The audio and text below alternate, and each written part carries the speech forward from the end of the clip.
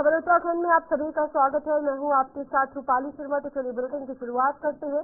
बागेश्वर जिले के कांडा तहसील में आयोजित 3 दिवसीय कांडा महोत्सव का शुभारंभ हुआ है।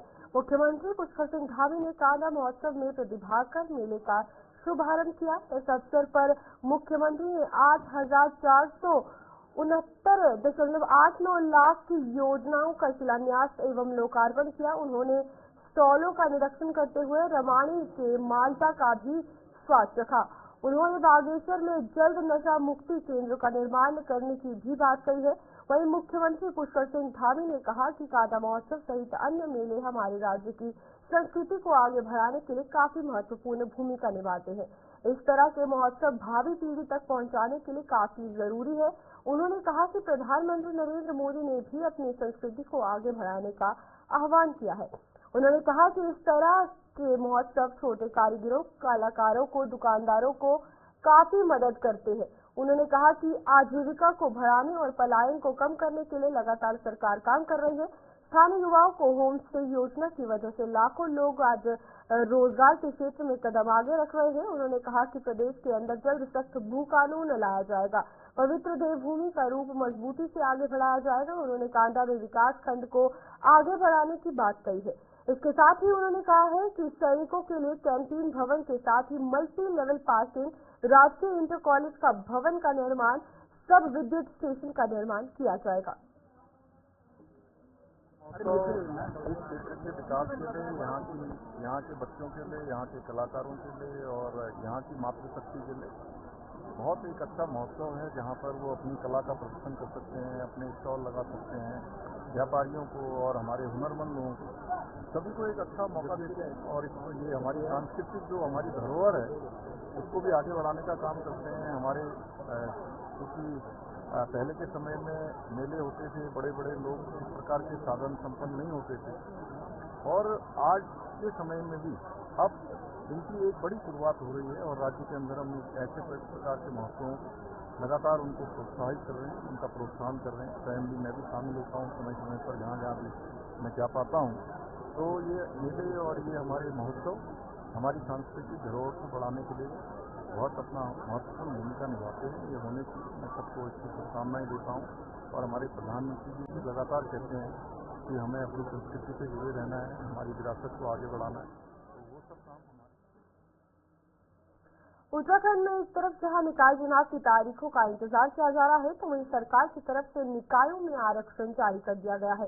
हालांकि सरकार के द्वारा जो आरक्षण जारी किया गया है उस पर आपको बता दें कि 7 दिन के भीतर आपत्तियां भी मांगी गई हैं और उसके बाद निस्तारण भी किया जाएगा। लेकिन भाजपा के कई नेता जो आरक्षण जारी किया गया है उसको लेकर आपत्ति भी दर्ज कर रहे हैं। विकासनगर से भाजपा विधायक मुन्ना सिंह चौहान ने विकासनगर पालिका का अध्यक्ष पद एससी महिला के होने पर आपत्ति उठाने की बात कही है। वहीं कांग्रेस की नेता भी कई जगहों पर आरक्षण को लेकर सवाल खड़े कर रही है और आपको बता दें कि लेकिन मुख्यमंत्री पुष्कर सिंह धामी का कहना है कि आरक्षण का अपना एक नियम होता है और नियमों के तहत आरक्षण तय होता है। आयोग गठित होता है, उसकी रिपोर्ट के आधार पर ही आरक्षण तय किया जाता है। किसी की इच्छा पर हर जगह आरक्षण तय हो जाए, ये संभव नहीं है। आरक्षण को लेकर आपत्तियां मांगी गई हैं, जिन पर निस्तारण भी किया जाएगा। उसके बाद ही फाइनल स्थिति तय होगी। शहरी विकास मंत्री प्रेमचंद अग्रवाल का कहना है कि आरक्षण को लेकर आपत्ति मांगी गई है। जिन लोगों को भी आपत्ति है वे आपत्ति लगा सकते हैं। आपत्ति निस्तारण होने के तुरंत बाद चुनाव की तिथियों का ऐलान भी निकाय में हो जाएगा। आरक्षण का अपना एक नियम होता है, उस नियमों के तहत और जो आयोग होता है, आयोग गठित होता है, उसके अनुसार ही आरक्षण होता है और इसमें किसी की इच्छा के अनुरूप सभी जगह हो जाए ऐसा नहीं है। जो उसमें जो एक फार्मूला बनता है और जो जनसंख्या के मानक होते हैं, उन मानकों के आधार पर आयोग ने किया है और अभी आपत्तियां सुनी जा रही हैं। अगर कहीं पर कुछ होगा तो निश्चित रूप से आपत्तियों का निस्तारण करेगा। देखिए, स्वाभाविक रूप से आरक्षण घोषित होने के बाद जिन लोगों के अपेक्षानुसार आरक्षण नहीं होता है या स्थिति बनती है तो उनको उसमें आपत्ति हो सकती है। लेकिन इसका एक ही समाधान है कि आपत्ति मांगी जा रही है, उसमें लोग अपनी आपत्ति दर्ज कर सकते हैं और जिसका निस्तारण होगा उसके बाद फिर चुनाव की तरफ हम आगे बढ़ेंगे। वहीं उत्तराखंड में निकाय चुनाव की सरगर्मी शुरू होते ही सभी राजनीतिक दलों ने तैयारियां शुरू कर दी है, जिसको लेकर कांग्रेस के वरिष्ठ नेता एवं पूर्व विधानसभा अध्यक्ष तथा निकाय चुनाव को लेकर पार्टी हाईकमान द्वारा नैनीताल जिले के पर्यवेक्षक बनाए गए गोविंद सिंह गुंजवाल कांग्रेस कार्यालय पहुंचे। पर्यवेक्षक गोविंद सिंह गुंजवाल ने निकाय चुनाव को लेकर पार्टी कार्यकर्ताओं को संबोधित करते हुए एकजुटता के साथ पार्टी प्रत्याशी को जिताने की अपील की है। वहीं रामनगर पालिका अध्यक्ष पद पर कई दावेदारों ने अपनी अपनी दावेदारी भी उनके सामने प्रस्तुत की है। पर्यवेक्षक गोविंद सिंह कुंजवाल ने कहा है कि नैनीताल जिले में जिन जिन कार्यकर्ताओं द्वारा अपनी अपनी दावेदारी प्रस्तुत की गई है, उन सबका एक पैनल बनाकर पार्टी हाईकमान को भेजा जाएगा तथा हाईकमान द्वारा ही इस पर अंतिम फैसला लिया जाएगा। उन्होंने प्रदेश के निकाय चुनाव में कांग्रेस की ऐतिहासिक जीत का दावा करते हुए कहा कि रामनगर सीट सामान्य है, इसलिए यहाँ पर सामान्य कार्यकर्ता को ही टिकट दिया जाएगा। हमारी पार्टी में प्रत्याशी जो है उनके लिए चयन करने की प्रक्रिया शुरू की है, तो उस सिलसिले में हम कोशिश ये कर रहे हैं जिससे भी प्रत्याशी यदि आवेदन करेंगे उनकी समीक्षा करेंगे, उनके बारे में विचार व्यक्त करेंगे, कार्यकर्ताओं से भी पूछेंगे, आम जनता से भी जितना हो सकता है संभावना उनसे भी पूछने का प्रयास करेंगे ताकि जो एक ठीक जीतने वाला प्रत्याशी है उसको टिकट दे सके। ये पार्टी का निर्देश है, उसके आधार पर काम किया जा रहा है और इसको तो हम कर भी रहे हैं। सामान्य कोई देखिए ये चीज अब कांग्रेस पार्टी बहुत अच्छे तरह से समझ गई कि जो नेताओं में अंदर में गुटबाजी या लड़ाई होती है तो उसको जब तक कम नहीं करेंगे, खत्म नहीं करेंगे, तब तक कांग्रेस काबिज नहीं हो सकती है। इसलिए इस समय अब भविष्य के लिए ऊपर से भी AIC से भी निर्देश है, सख्त निर्देश है। अब कोई व्यक्ति किसी से मनमुटाव नहीं रखेगा, स्पष्ट तरह से पार्टी के लिए काम करेगा, पार्टी का जो टिकट जिसको मिलेगा उसको जिताने का प्रयास करेगा।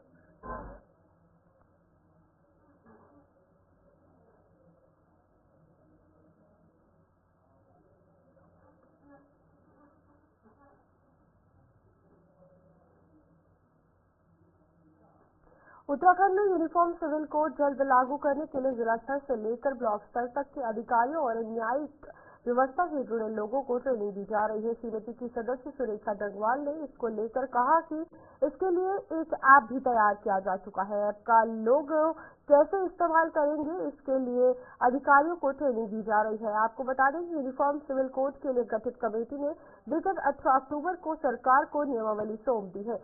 मुख्यमंत्री पुष्कर सिंह धामी के निर्देश के बाद पूर्व मुख्य सचिव शत्रुघ्न सिंह ने उनकी अध्यक्षता में आपको बता दें क्रियान्वयन समिति बनाई गई है। इस समिति का पूरा फोकस UCC लागू करने और इसके सभी पहलुओं से अधिकारियों को अवगत कराने की है। जो रूल मेकिंग कमेटी थी उसने 18 अक्टूबर को अपने रूल्स और रेगुलेशन सरकार को जमा कर दिए थे। अब उसके इम्प्लीमेंटेशन के लिए फिर से एक कमेटी बनी है। मेरा सौभाग्य है कि मैं उस कमेटी में भी हूँ। इम्प्लीमेंटेशन के लिए आपको ट्रेनिंग का पार्ट बहुत इम्पोर्टेंट है, तो सारे जिलों में भ्रमण कर जिला स्तर के अधिकारियों को, ब्लॉक स्तर के अधिकारियों को, क्योंकि UCC का ज़्यादातर पार्ट ऑनलाइन होने वाला है, डिजिटल होने वाला है, हमारे ऐप में सब कुछ उपलब्ध होने वाला है और ये यूजर फ्रेंडली है। जनता की सुविधा के लिए जो रूल बनाए गए हैं कोई कॉम्प्लिकेटेड नहीं है। आपको रजिस्ट्रेशन करना है तो आप अपने मोबाइल में कर सकते हैं। इसके लिए ट्रेनिंग बहुत ज़रूरी है, तो ये ट्रेनिंग का पार्ट बहुत जल्दी शुरू हो जाएगा। जब सारी ट्रेनिंग हो जाएगी तो इम्प्लीमेंटेशन इफेक्टिव तरीके से होगा। ये सरकार की योजना है, इसलिए वो इम्प्लीमेंटेशन पार्ट के लिए ट्रेनिंग का पार्ट करना है। ट्रेनिंग से शत्रुघ्न सिंह जो हमारे फॉर्मर चीफ सेक्रेटरी रहे, उनकी अध्यक्षता में कमेटी बनी है और मनु गौड़ जी भी इसमें सदस्य हैं जो पहले से हमारे साथ सदस्य हैं। मैं स्वयं पहले से ड्राफ्ट कमेटी की सदस्य हूँ और अमित सिन्हा जी वो आपका NIC और ये सारा पोर्टल में कहीं से कोई लीकेज ना हो, कहीं हमारे जो प्राइवेट पर्सनल डेटा है वो पूरी तरह से सिक्योरिटी चेक में रहे, इसके लिए अमित सिन्हा जी इस कमेटी।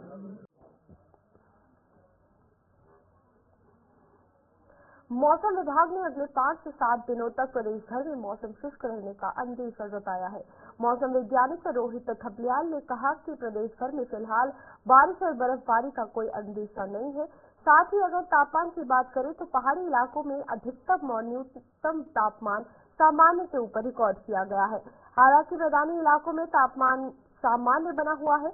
वहीं आने वाले 2 से 3 दिनों के बाद अधिकतम और न्यूनतम तापमान में गिरावट दर्ज होने की आशंका है, जिससे पहाड़ से लेकर मैदान तक ठंड बढ़ने के आसार नजर आ रहे हैं।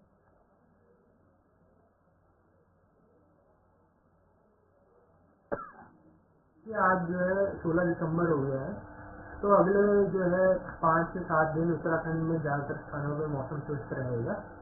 तो बारिश बर्फबारी की अभी कोई संभावना नहीं है। और तापमान की बात करें तो अभी जो प्लेन्स है उत्तराखंड के, वहाँ पर जो अधिकतम न्यूनतम तापमान सामान्य के आसपास चल रहे हैं। और लेकिन जो हमारे पर्वतीय क्षेत्र है वहाँ पर जो तापमान वो सामान्य से ऊपर चल रहे हैं, अबव नॉर्मल चल रहे हैं मिनिमम टेम्परेचर और मैक्सिमम टेम्परेचर। तो अब आगे देखेंगे कि ग्रेजुअल इसमें जो है 2 से 3 दिन बाद जो है फॉल देखने को मिलेगा टेम्परेचर में, मैक्सिमम मिनिमम टेम्परेचर में। उसके चलते जो देखेंगे खासकर हिल्स में जो है टेम्परेचर जो है 3 से 4 डिग्री तक और फॉल होने की संभावना है। उसके कारण थोड़ी ठंड बढ़ सकती है।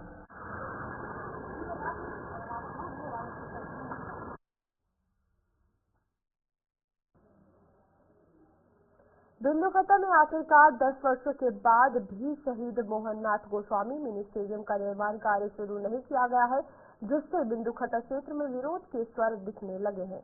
बताते चले कि बेंदुखत्ता निवासी अशोक चक्र विजेता लैंडस्लाइड शहीद मोहन नाथ गोस्वामी के नाम पर तत्कालीन मुख्यमंत्री हरीश रावत सरकार ने 2015 में शहीद के घर पहुंचकर शहीद मोहन नाथ गोस्वामी के नाम पर मिनी स्टेडियम बनाए जाने की घोषणा की थी। इसके बाद शासन द्वारा मिनी स्टेडियम की भूमि के बदले भूमि हस्तांतरण की प्रक्रिया भी पूरी कर ली थी। इसके बावजूद 9 वर्षों के बाद भी शहीद मोहन नाथ गोस्वामी मिनी स्टेडियम का निर्माण शुरू नहीं किया गया है, जिसको लेकर कांग्रेस ने 3 दिवसीय पैदल यात्रा निकालते हुए तत्काल शहीद मोहन नाथ गोस्वामी मिनी स्टेडियम का निर्माण शुरू किए जाने की मांग की है। वहीं बेंदुखत्ता के पूर्व सैनिकों ने भी पदयात्रा को अपना समर्थन देते हुए शीघ्र मिनी स्टेडियम का निर्माण शुरू करने की मांग की है।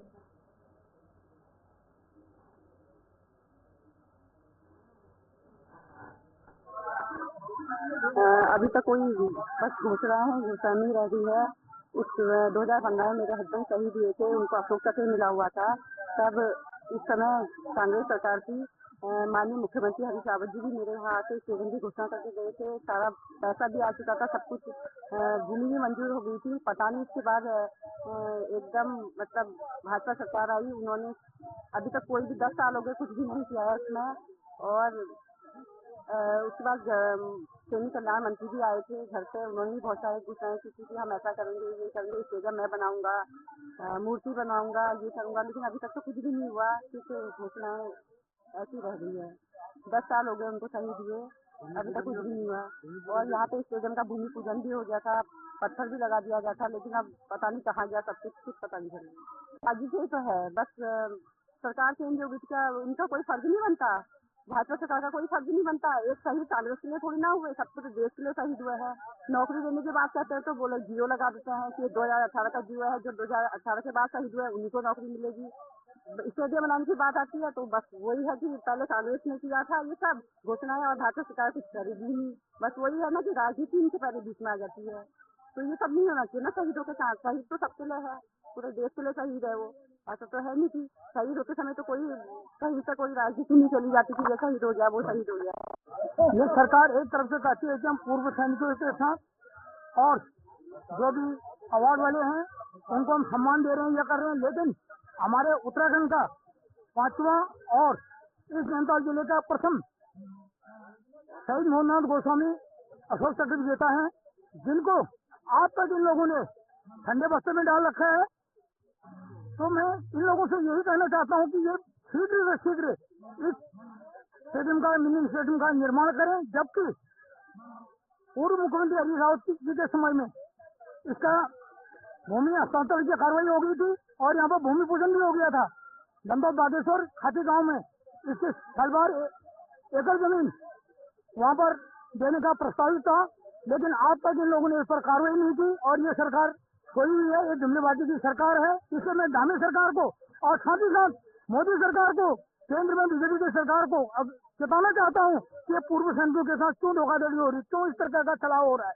तो जब इन लोगों ने इस स्टेडियम का निर्माण नहीं किया, इसको ठंडे बस्ते में डाल दिया, 8-9 साल जब हमने इसकी खोज इनकी, तो जिला युवा कल्याण अधिकारी ने भी यही कहा कि अभी तक इसकी कार्रवाई पूरी नहीं हुई। तो पूरी नहीं हुई है तो इसलिए हमने जनता में आक्रोश है, पूर्व सैनिकों में आक्रोश है। और शहीद भावना गोस्वामी जी की वाइफ भावना गोस्वामी जी हमारे बीच में है, वो भी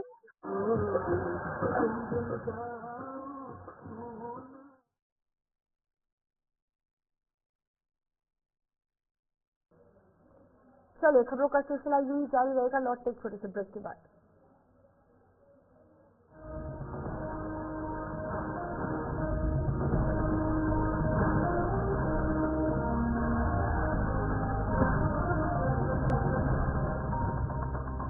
इसके बाद लौट चुके हैं, आगे बढ़ते हैं, जहां पर आपको बता दें कि ज्योतिष पीठाधीश्वर जगत गुरु शंकराचार्य स्वामी अभिमुक्तेश्वरानंद महाराज सोमवार को शीतकालीन चारधाम यात्रा पर यमुनोत्री धाम के मुख्य पड़ाव बड़कोट पहुंचे। इस दौरान उन्होंने मीडिया को संबोधित करते हुए कहा कि उत्तराखंड चारधाम शीतकालीन यात्रा का फल ग्रीष्मकालीन यात्रा के फल से कई गुना अधिक है। उत्तराखंड चारधाम यात्रा वर्ष भर चलती है। यहाँ धामों में कभी पूजा बंद नहीं होती। चारधाम के पट बंद होने का मतलब यात्रा का बंद होना नहीं है। भगवान की पूजा 12 महीने होती है, 6 महीने ग्रीष्मकालीन स्थलों पर तो 6 महीने शीतकालीन गद्दी स्थलों पर। लोगों में भ्रम की स्थिति हो जाती है कि चारधाम के कपाट बंद होने पर यात्रा बंद हो जाती है। संबल की घटना पर प्रतिक्रिया देते हुए जगत गुरु शंकराचार्य स्वामी अभिमुक्तेश्वरानंद महाराज ने कहा कि केंद्र व राज्य सरकार को समुदाय विशेष की घनीभूत बस्तियों के बसावट को रोकने के लिए कानून बनाना चाहिए, जिससे देवभूमि की डेमोग्राफी परिवर्तित न हो सके। जो हमारे उत्तराखंड के 4 धाम हैं, यमुनोत्री, गंगोत्री, केदार और बद्री, ये सर्व पाप प्रणाशक और अक्षय पुण्य के प्रदायक है। यहाँ का आगमन जीवन का सौभाग्य है। क्या हो रहा था कि लोग इस महात्म्य को सुन करके यहाँ आ रहे थे, लेकिन एक भ्रम उत्पन्न हो गया कि जब ग्रीष्मकालीन, असल में यहाँ पर गर्मियों के समय में और ऊपर तक जाया जा सकता है पहाड़ों में, ठंड में उतना नहीं जाया जा सकता क्योंकि बर्फबारी हो जाती है, तो दूसरी जगह पे जाकर के धाम में पूजा अर्चना होती है और वो परंपरा से दूसरे स्थान भी सुनिश्चित है। लेकिन ग्रीष्मकालीन स्थानों पर जब पट बंद होता था तो उसका प्रचार हो जाता था कि पट बंद हो गया तो लोग समझते थे कि अब 6 महीने बाद ही खुलेंगे, 6 महीने हम नहीं जा सकते। तो ये जो भ्रम उत्पन्न हुआ था, इसी को तोड़ने के लिए हमने ये चारधाम की यात्रा शीतकाल में की और लोगों को इस बात का ध्यान आया और अब बड़ी संख्या में लोग उन्मुख हो रहे हैं और धीरे धीरे शीतकाल में भी उसी तरह की यात्रा चलने की व्यवस्था बन रही है जैसे ग्रीष्मकाल में चलती है। बल्कि हम तो ये कहना चाहेंगे कि ग्रीष्मकाल में जब हम यहाँ आते हैं तो 1 गुना पुण्य है, शीतकाल में तो कई गुना पुण्य होगा, क्योंकि शीतकाल का यहाँ एक अलग महात्म्य है और आनंद भी अधिक है। तो इसलिए लोग यहाँ आएँ, यही हम कहना चाहते हैं। शीतकाल और ग्रीष्मकाल की बात छोड़ दें, उत्तराखंड के 4 धाम हर समय आपके लिए खुले हुए हैं। आप किसी भी समय यात्रा का कार्यक्रम बनाइए और यहाँ आइए, आपको आध्यात्मिक घनीभूतता का अनुभव निश्चित रूप से होगा। अभी संभल में एक घटना घटी, जो घटनाएं हुई हैं उनके बाद वहाँ पर बिजली विभाग की तरफ से घरों की चेकिंग की जा रही थी। एक घर बंद मिला तो उन्होंने चेक किया तो उसमें वो घर नहीं था, वो मंदिर था और 46 साल के बाद उसके पट खोले गए। भगवान की मूर्तियां वहाँ पर जैसी की तैसी विद्यमान थी, लेकिन पूजा नहीं हो रही थी। तो ये प्रश्न उत्पन्न हो गया कि ऐसा क्यों हुआ। वहाँ के लोगों से पूछा गया तो उन्होंने बताया कि ये पहले हिंदुओं की ही बस्ती थी, लेकिन धीरे धीरे यहाँ पर घनीभूत रूप से दूसरे संप्रदाय के लोग आ गए और इसके कारण वहाँ पर हिंदुओं को जाने आने में डर लगने लगा, तो वो उन्होंने जाना आना छोड़ दिया और इसलिए वो स्थान उपेक्षित हो गया। तो हम ये कहते हैं कि इस तरह की परिस्थितियाँ उत्पन्न हो रही हैं, केवल वहीं नहीं, और भी कई ऐसे स्थान हैं जिन स्थानों पर ऐसी परिस्थिति उत्पन्न हो गई है। तो हम चाहते हैं कि केंद्र की सरकार और राज्यों की सरकारें इस बारे में संज्ञान लें और एक ऐसा कानून लेकर के आएँ, प्रावधान कर दें कि घनीभूत रूप से कोई एक संप्रदाय की बस्ती कहीं नहीं बन पाएगी, मिलजुल करके बस्तियां बने, ताकि इस तरह की डेमोग्राफी न हो जाए कि वहाँ पर कोई चीज़ है तो वहाँ जाना ही लोगों का दूभर हो जाए।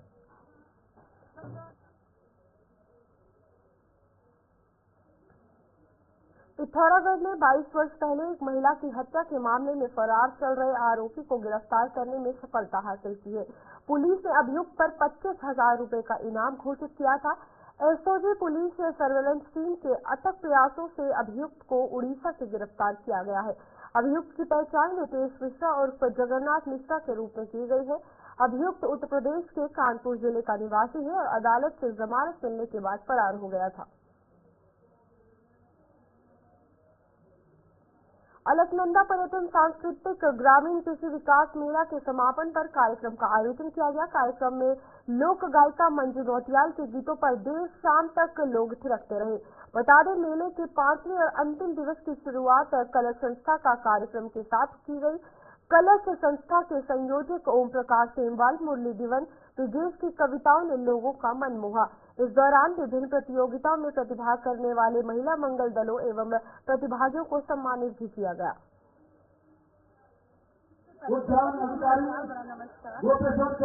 जैसे कि हम लगभग काम कर रही हूँ अपनी संस्कृति में,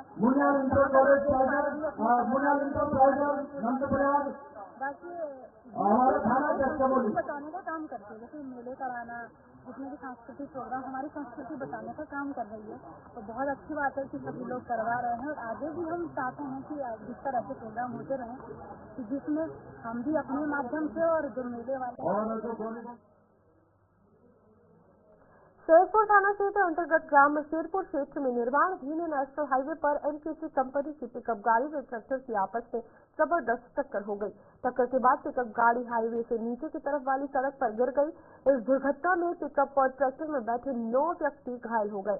घायल व्यक्ति को उपचार के लिए ग्राफिकेरा अस्पताल में भर्ती करवाया गया है, जिनमें से 2 व्यक्तियों को लेबर के रूप में कार्य करते थे।